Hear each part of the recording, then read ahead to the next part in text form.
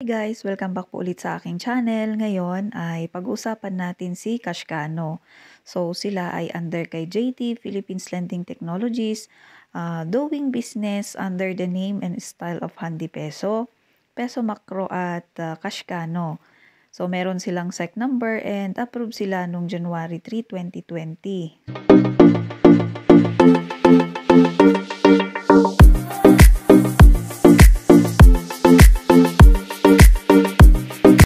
Katulad lang din nito ng ibang apps, magre-register muna tayo and hintay natin yung PIN na isi-send dito sa ini-register nating number. Ayan guys, and then dito.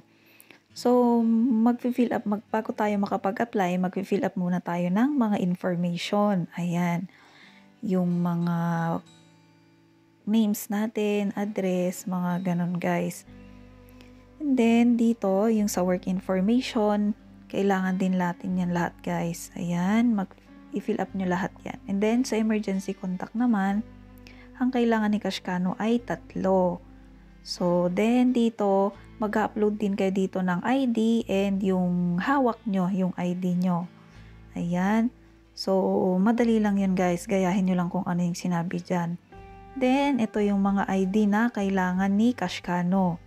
Guys, may mga primaries ID pa din yung kailangan ni Kashkano. So, meron UMID, ayan.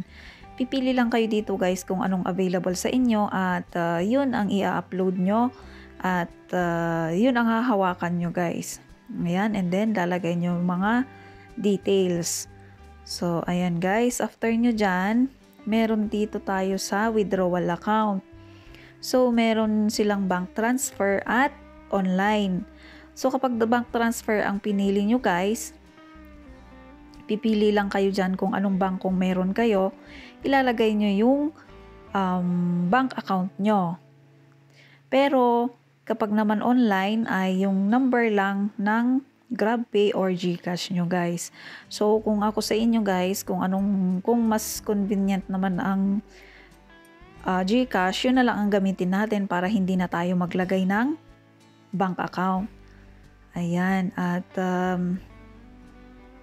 after nyo pumili dito guys, ayan, GCash at GrabPay lang ang available sa online. Dalawa lang. And then, after nyo maglagay dyan sa withdrawal guys, kukontinue lang para makita natin kung paano yung interest niya. Ayan, so nandito na tayo. Yung 1,000 na loan amount na ipapaloan nila guys, ang net proceed mo na lang doon ay 530 kasi ang laki ng fees niya guys. Yung total fee niya is 470.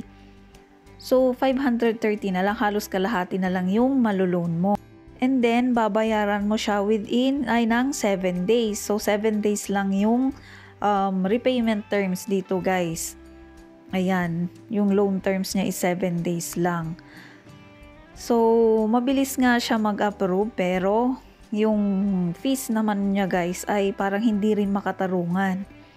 Kasi ang dami niyang yung assessment fee niya is 126, platform fee na 168, account management fee na 126 at saka withdrawal fee na 50 pesos pa.